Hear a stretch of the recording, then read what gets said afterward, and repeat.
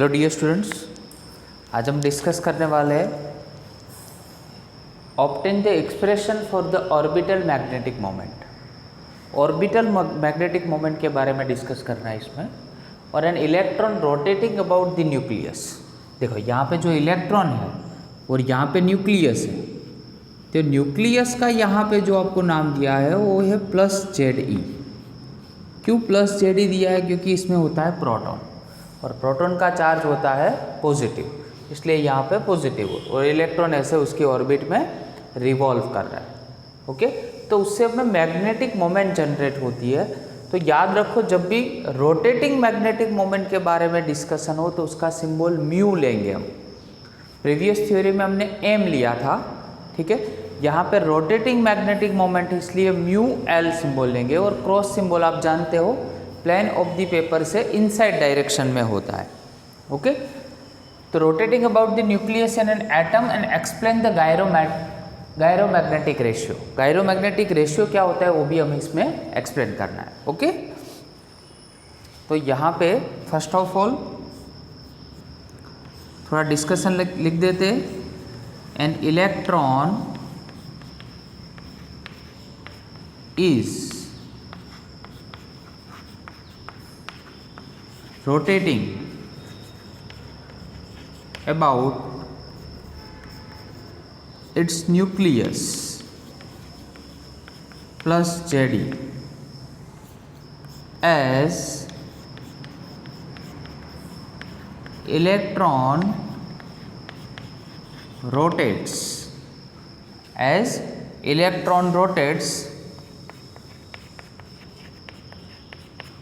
it will produced, it constitutes भी लिख सकते हो इलेक्ट्रिक करंट। इसमें से क्या जनरेट होगा?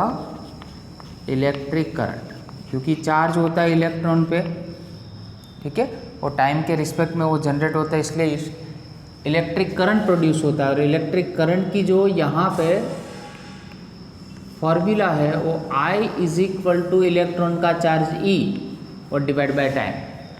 I = Q/T फॉर्मूला था, उसके ऊपर डिपेंड है। ओके, अभी देखो जैसे आप इलेक्ट्रॉन ऐसे घूम रहा है इसके आसपास, मतलब न्यूक्लियस के आसपास, तो क्या होगा? उसकी स्पीड भी होगी, ठीक है। तो स्पीड ऑफ इलेक्ट्रॉन, ओके, तो स्पीड = क्या होता है? डिस्टेंस। पर अभी डिस्टेंस तो यहाँ पे कितना है अपना? सरकमफरेंस जितना, तो इसका सरकमफरेंस होगा 2π और रेडियस हमें दी हुई है r जितना, ठीक है, और डिवाइड बाय t। चलो t को इसमें से सब्जेक्ट बनाओ, तो t = हो जाएगा 2πr डिवाइड बाय v। इसको इक्वेशन नंबर फर्स्ट देते, ये सेकंड इक्वेशन है। सेकंड इक्वेशन में से t की वैल्यू रखो फर्स्ट इक्वेशन में। ओके, तो I = क्या हो जाएगा अपने पास? E divide by 2πr divide by v। ये डिनोमिनेटर का डिनोमिनेटर पार्ट है, न्यूमरेटर में जाएगा। I = EV डिवाइड बाय क्या हो जाएगा? 2πr। है समझ में? हमें फाइंड करना है मैग्नेटिक मोमेंट, ठीक है। तो magnetic moment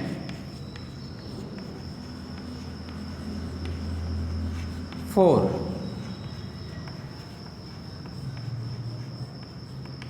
rotating electrons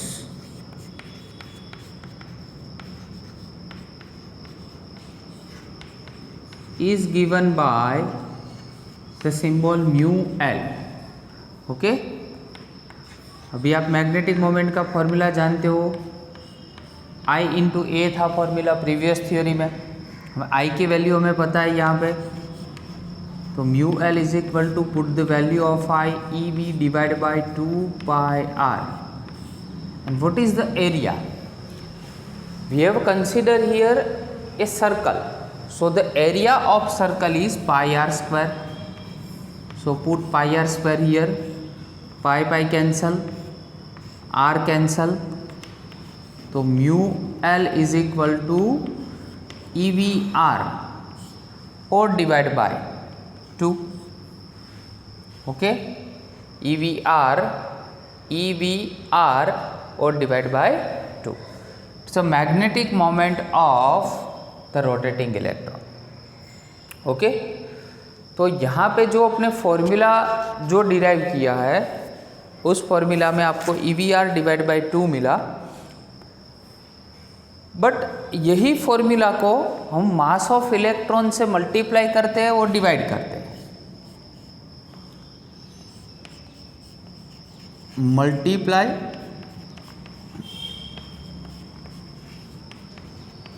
and divide.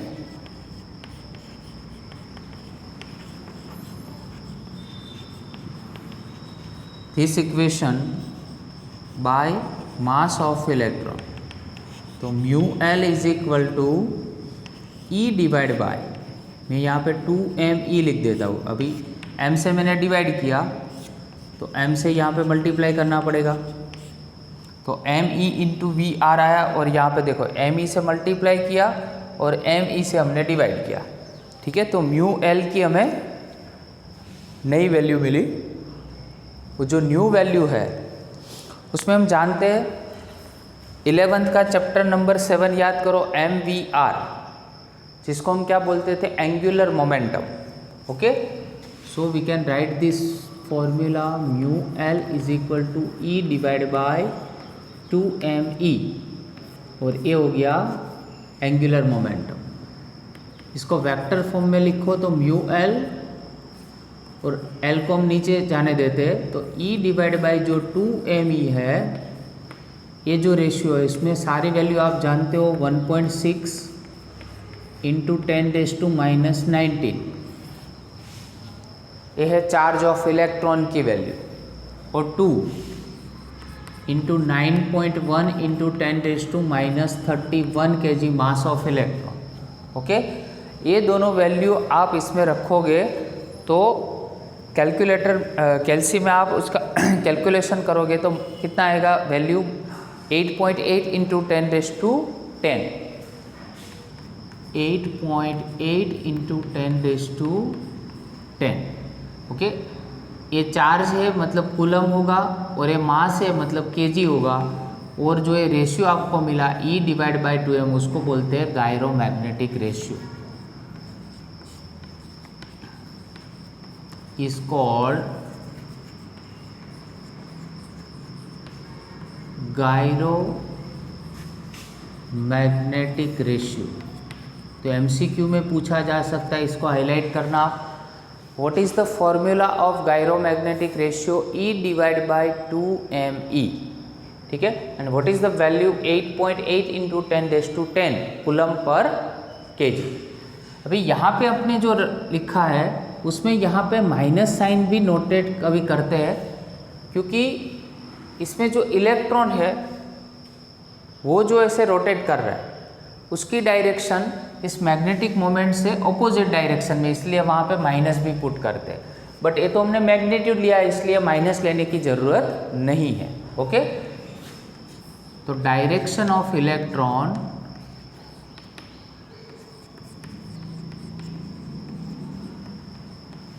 is opposite to magnetic moment. Magnetic moment से क्या होती है, ऑपोजिट डायरेक्शन होती है, इसलिए वहाँ पे माइनस पुट हम कर सकते हैं. ओके, तो ये हो गया अपना मैग्नेटिक मोमेंट की थ्योरी. अभी नेक्स्ट है define the Bohr's magneton using the Bohr's first hypothesis. Bohr's magneton find करो. तो देखो, it is associated with the first orbit of hydrogen atom.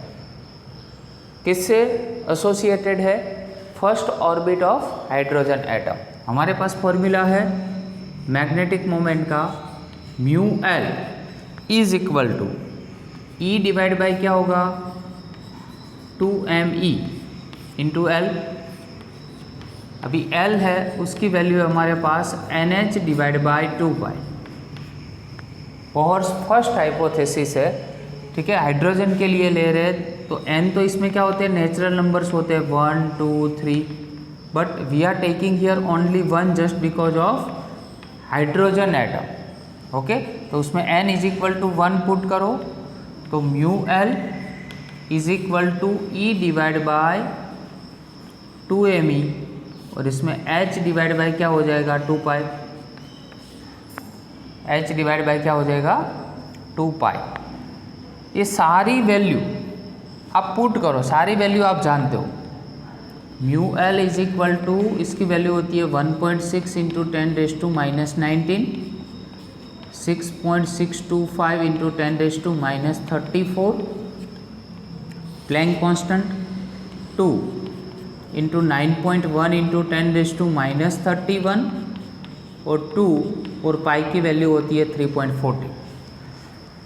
ये बेटा सारी वैल्यू इसमें आप पुट करो तो बोहर मैग्नेट्रॉन आपको मिलेगा, और बोहर मैग्नेट्रॉन की वैल्यू आपको दी है।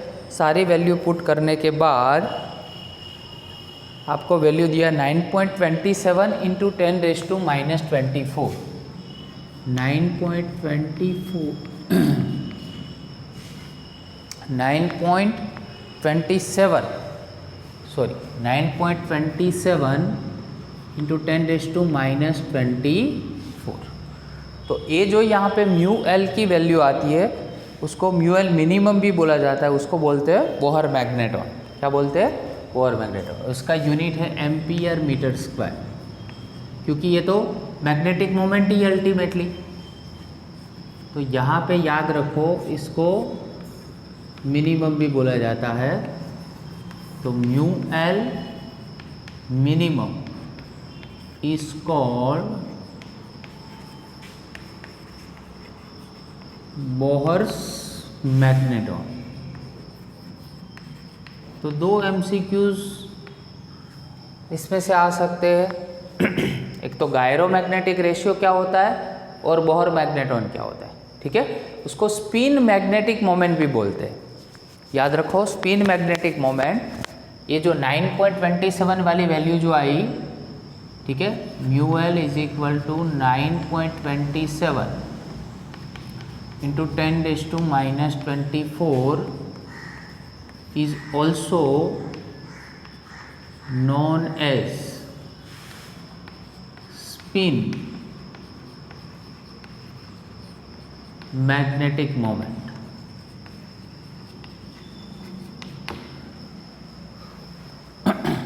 ओके, तो बोहर मैग्नेट्रॉन की वैल्यू भी आपको याद रखनी है 9.27 इंटू 10⁻24, और गायरोमैग्नेटिक रेशियो की भी वैल्यू और फॉर्मूला याद रखना है। Now next question,